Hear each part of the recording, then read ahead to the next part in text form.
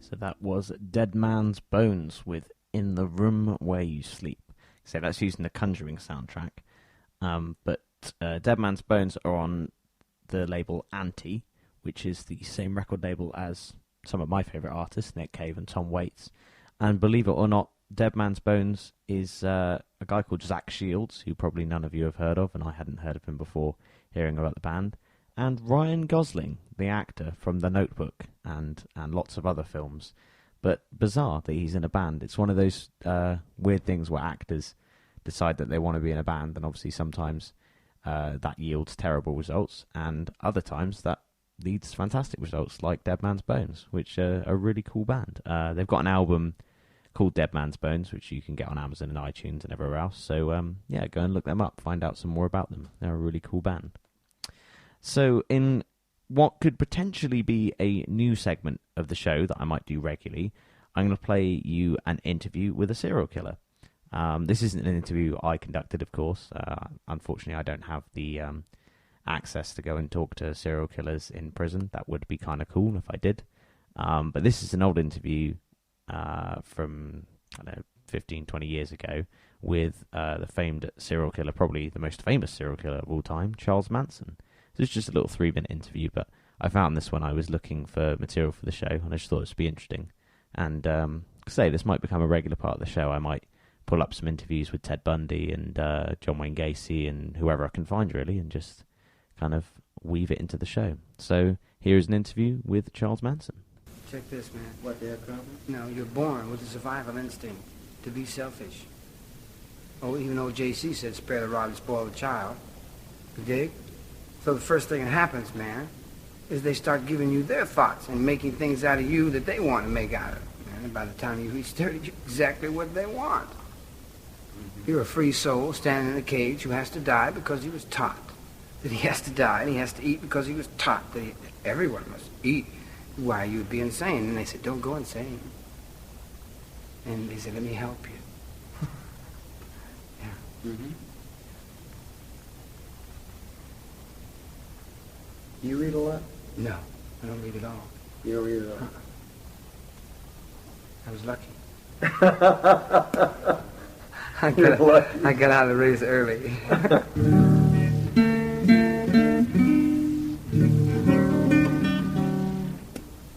I was so smart when I was a kid that I learned that I was dumb fast. That's beautiful. That's the way it is with everyone, not just me. You're taught that you can't. They even teach you the words. They give you the words. Take all the words away. And don't think in right and wrong. Just think in truth. Mm-hmm. All the answers are there. The sound of one hand clapping is simply the sound of one hand clapping. There are no big answers. All the big colleges that we've been building is taking people the other way. The smartest people in the world are really the most cut off. Mm-hmm. It's this common people, man, with the soul. It really moves, you know. In other words, you think that maybe progress is not good for mankind. Progress? There's no such thing as progress. There's only change. You dig a hole in the ground, and you build up a city, and you fight a war, and you call it progress? You call it change. You call it change. And it's a beautiful game, and it's a perfect game. And whoever wants to continue playing general and go around killing himself, well, my goodness, I wouldn't want to play that game myself. But if they want to play it, I'd love them for it. If they want to go with it and kill each other. Yeah. You know, the only reason they're over there is because they want to be. They can use any excuse, and they can say, but, and, maybe, but it boils down to, man, you know, just one thing. As long as there's hate in your heart, there'll be hate in the world. Mm-hmm. You can't fight for peace, and you cannot capture freedom. And it's just a simple little old thing, man, that any little baby could figure out if we didn't But cancer is mine.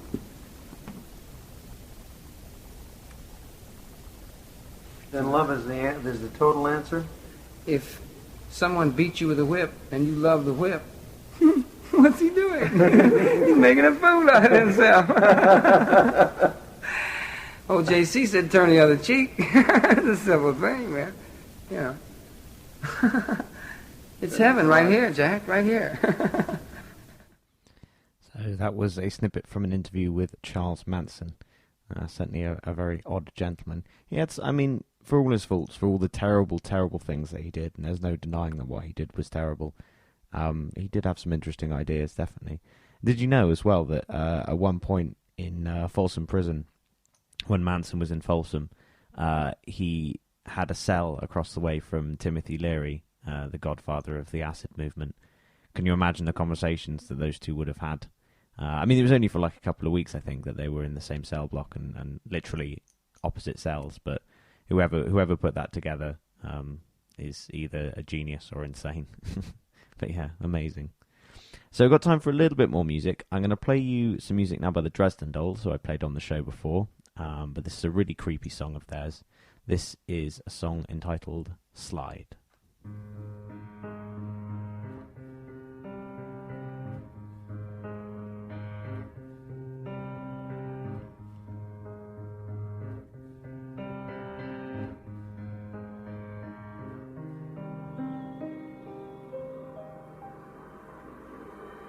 A late April day and it's sunny outside. Red little girls at the top of a slide. And an orange old man at the bottom wants to take her for a ride. As she slips and she tumbles, the orange man mumbles. Pennies crash down from the sky. And he tells her he'll take her away where it's safe. And of course it is a lie. She's a third the way down and her skirts are yanked out. And her little girl cheeks start to wrinkle. But her smile is wide and her legs are spread wide. Her hair growing long and her hips getting larger. Past getting brighter. Lights growing weaker.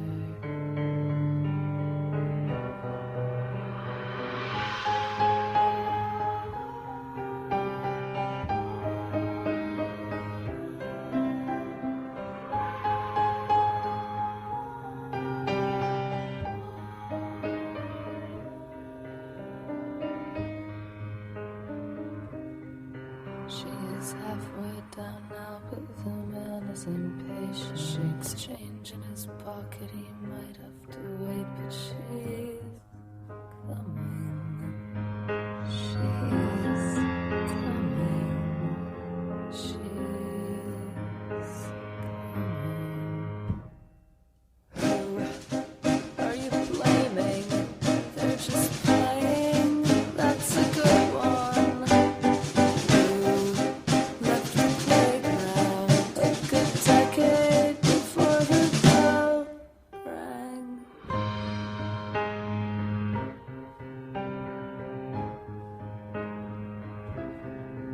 As she starts to draw nearer, his view becomes clearer. The splinters are painful, but she doesn't feel it. The pennies were loaded, and as they explode, she starts to spin out of control.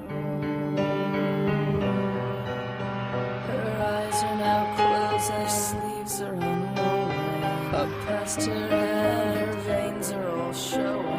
Not that she knows, she's thoroughly focused on one old man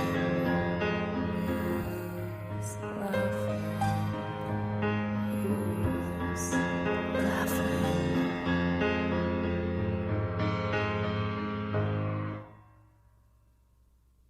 Don't worry, I've got you. Don't worry, I've got you. Don't worry, I've got you. Don't worry, I've got you.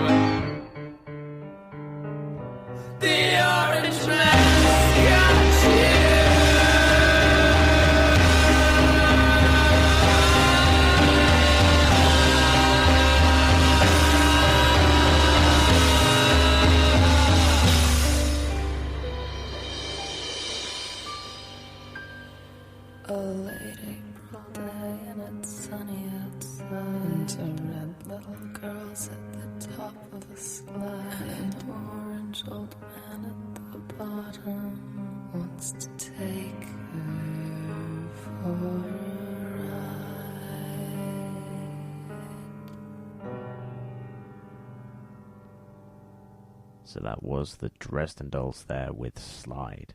Such a creepy song, isn't it? Right, so I've got time for one more song. Before I play it, I just want to say thank you to everyone who tunes into the show and supports it, everyone who shares it amongst their friends and tells people about it. I really appreciate it. So I've got over 2,000 listens over the almost 30 shows that I've done now, and it just makes me really proud, so thank you for that.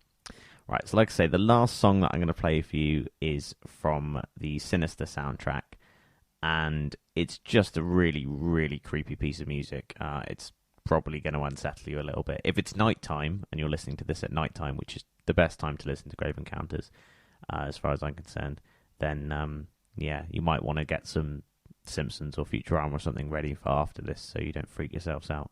I probably oversold this now, but I just think it's really creepy. So this is from the Sinister soundtrack. This is called Silence Teaches You How to Sing.